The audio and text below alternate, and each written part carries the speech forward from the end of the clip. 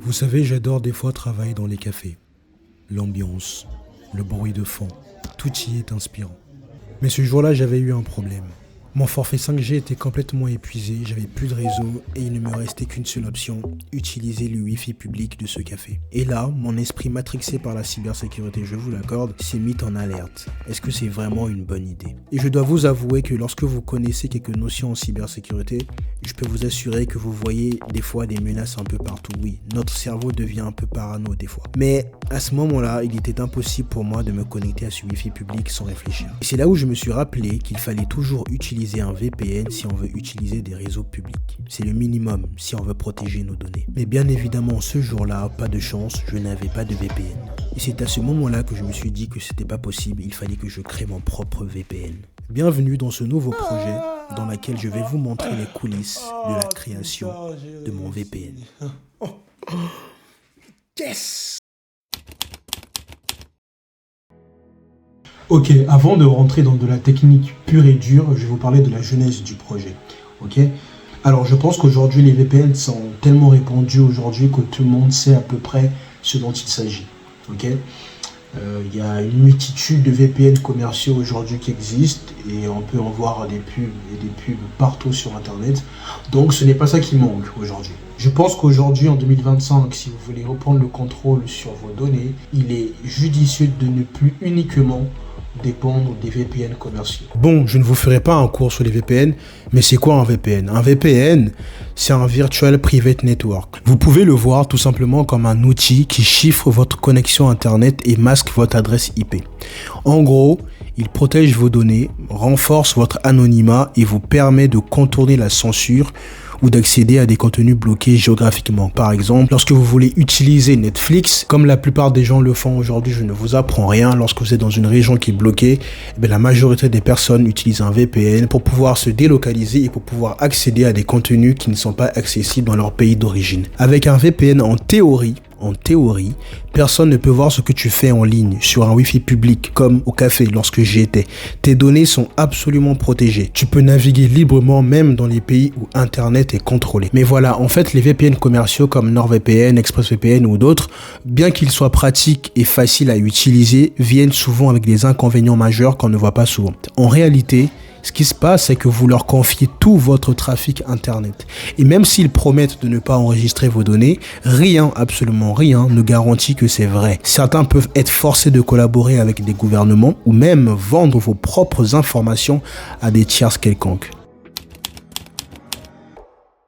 Alors comme vous le savez déjà, nous sommes entourés de multitudes d'appareils et chaque appareil est doté d'une adresse IP pour pouvoir être identifié sur le réseau. Admettons donc que nous avons un ordinateur portable. Cet ordinateur portable s'est vu attribuer une adresse IP par notre fournisseur d'accès Internet. Eh bien, par ce principe, vous devez comprendre que tout ce que vous faites sur Internet, votre fournisseur d'accès à Internet est censé le savoir. Alors, clairement, vu les habitudes des particuliers, on peut aisément dire qu'on s'en fout. La majorité des personnes s'en foutent complètement que le fournisseur d'accès Internet ait accès aux données de connexion. Tout ce qui prime pour le particulier, c'est d'avoir accès à Internet et rien d'autre.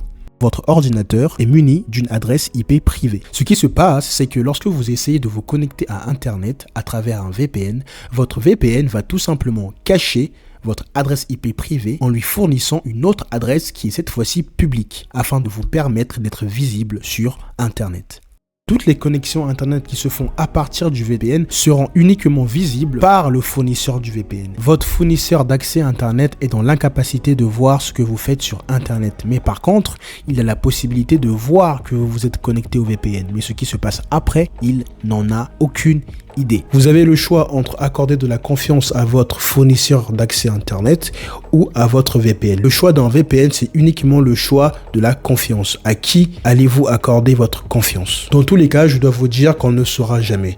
Soit vous faites confiance à votre fournisseur d'accès Internet ou soit vous faites confiance à votre VPN. Petite information, je dois vous dire que la majorité des VPN sont détenus par un très petit groupe de personnes. Donc autant vous dire que le choix et la confiance que vous accordez à un VPN est très important. Voilà, c'est tout pour moi. Je vous laisse avec la suite de la vidéo et c'est parti pour l'aventure.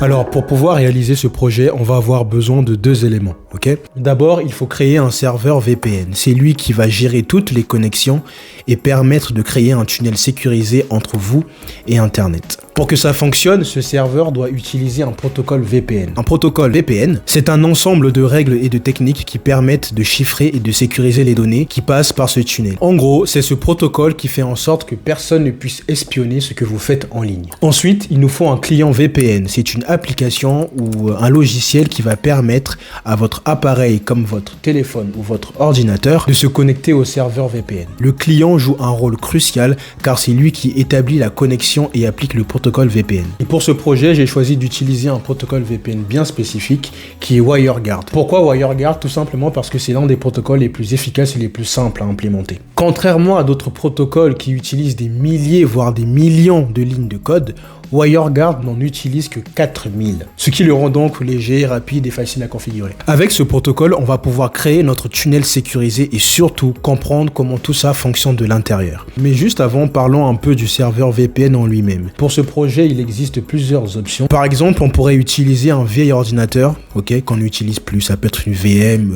peu importe, même une Raspberry Pi pour pouvoir héberger notre serveur VPN. Mais pour ce projet, j'ai personnellement décidé d'héberger mon serveur dans le cloud et plus précisément dans le cloud Azure. Alors pourquoi Azure? Parce que j'ai fait des projets sur Azure avant et honnêtement j'ai juste envie d'améliorer mes compétences, mes connaissances sur le cloud Azure et donc quoi de mieux que d'utiliser ce projet là pour pouvoir héberger mon serveur dans le cloud. Alors ce que nous allons faire premièrement, c'est de créer notre projet sur le cloud Azure. On va appeler notre projet VPN Project. Ensuite, on choisit la localisation du serveur, on lance le tout et c'est parti. Alors, une fois que le groupe de ressources a été créé, nous allons enfin pouvoir créer notre serveur VPN en tant que tel. Alors, la création d'une machine virtuelle sur Azure est assez simple. Il y a plein de tutoriels disponibles sur Internet, donc je vous passe les détails. Mais bref, une fois la configuration de la machine virtuelle terminée, il était maintenant temps de la lancer. Maintenant que nous avons créé notre serveur VPN, maintenant ce qu'il faut c'est pouvoir s'y connecter. Et donc on va s'y connecter à travers SSH. SSH qui est un moyen beaucoup plus sécurisé qu'un simple mot de passe. Parce que en vous connectant avec des clés SSH, non seulement ça rajoute une couche de protection, mais ça empêche d'autant plus les attaquants de pouvoir compromettre votre serveur à défaut d'avoir un mot de passe. Mais avant ça, on va juste configurer les paramètres réseau de notre machine virtuelle pour pouvoir autoriser d'autres ports que SSH. Donc en l'occurrence ici, on va essayer d'ouvrir un port qui va nous permettre de pouvoir installer le protocole WireGuard pour le VPN. Dans les systèmes Linux, on a ce qu'on appelle un UFW, Uncomplicated Firewall. Ok, c'est juste un pare-feu simplifié pour les systèmes Linux. Lorsque tu as un serveur, il y a plusieurs risques. Le premier risque, c'est que des attaquants, des pirates, puissent scanner et attaquer des services vulnérables. Et avec l'Uncomplicated Firewall, tu bloques tout et tu laisses uniquement les services dont tu as besoin. Alors il y a toujours moyen de faire plus, mais je pense que pour un petit projet comme celui-ci, c'est déjà pas mal. Maintenant qu'on a créé le serveur, on a sécurisé le serveur, maintenant il faut pouvoir installer le protocole WireGuard, le protocole VPN.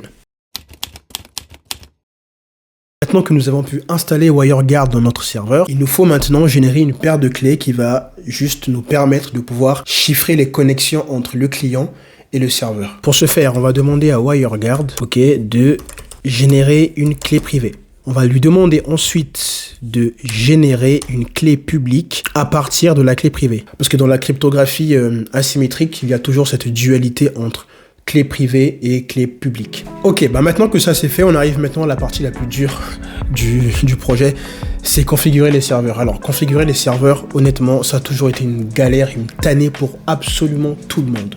Enfin, la configuration des serveurs, c'est quelque chose de chiant que même les ingénieurs dans des grosses boîtes rebutent de faire. Mais bref.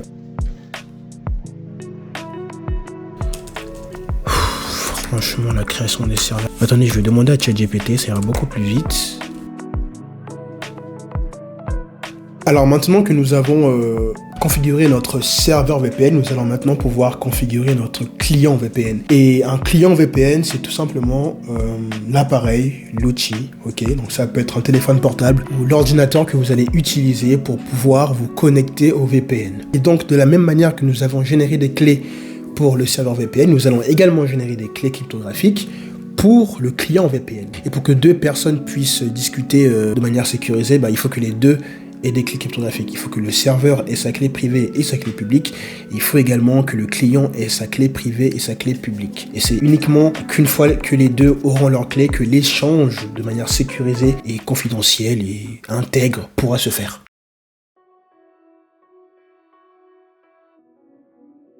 Mon VPN semble marcher, mais je n'ai pas l'impression d'avoir une connexion Internet.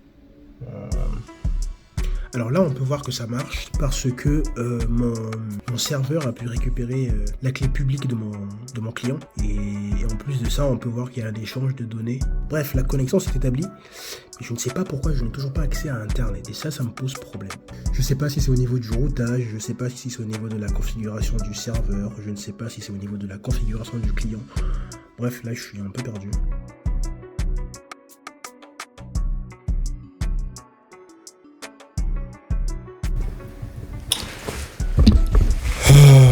Honnêtement, là, je sais pas ce qui se passe.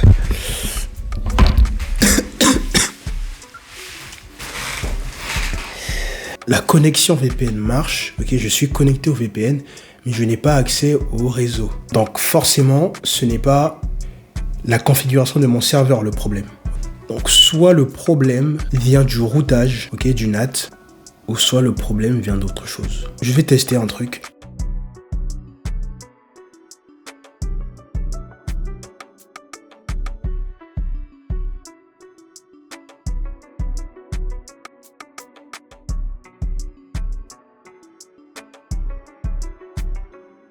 Enfin, maintenant, je vais essayer de faire un ping vers un autre serveur, on va dire le serveur DNS de Google, par exemple.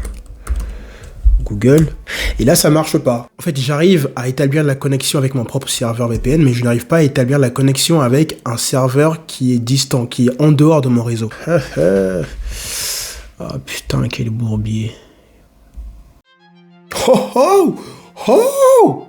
Oh les gars, ça marche. Là, j'arrive à pinguer à la fois le serveur de Google, donc qui n'est pas dans mon réseau, et mon serveur Azure. Maintenant, le grand test. On va tester là, maintenant, si j'ai accès à Internet. Si j'ai accès à Internet,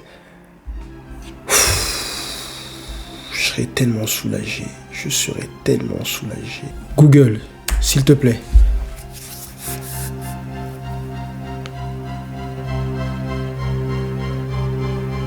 Putain. Ah, ça marche pas. Pourtant, je suis très très bien parti. Oh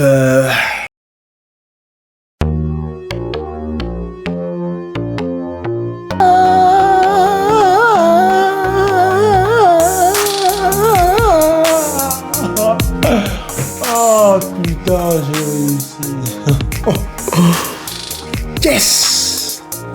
Eh bien les amis, j'ai créé ce VPN. Oh, qu'est-ce que c'était chiant. Qu'est-ce que c'était compliqué. C'était pas compliqué, mais en fait, c'est l'informatique. Il y a trop de trucs, trop d'aléas, trop de problèmes, trop de configurations de serveurs qui font en fait que le projet était beaucoup plus compliqué que ce qu'on avait l'air. Les amis, je peux vous le montrer maintenant avec fierté. Vous voyez, j'ai réussi à accéder à Internet. Donc, on va faire des tests, pardon. Là, si je ping mon serveur Azure, tout fonctionne. Si je ping le serveur de Cloudflare, tout fonctionne. Si je fais un NSLookup pour essayer de retrouver l'adresse IP du serveur Google, ça marche. Et enfin, vous pouvez très bien voir que mon adresse IP, c'est le 20.161.161.192, ce qui correspond exactement à mon serveur Azure, le 20.161.161.192, qui se trouve au Canada, au centre même du Canada plus précisément. Et là, qu'est-ce qu'on peut voir? On peut voir que nous sommes à Toronto, Ontario, au Canada. Bref, fin de projet. Les amis, c'est une fin de projet. J'ai enfin réussi à créer mon VPN. Voilà comment est-ce que vous pouvez faire aussi pour créer le vôtre. Mon rôle vraiment, c'est de vous montrer que vous n'êtes pas obligé de dépendre des fournisseurs VPN mainstream. Vous pouvez très clairement créer le vôtre et de manière assez simple. Ok, il suffit juste de se former un minimum, d'apprendre ce qu'il faut apprendre pour pouvoir faire des projets. Et puis voilà, la souveraineté numérique, c'est important les amis, la souveraineté numérique.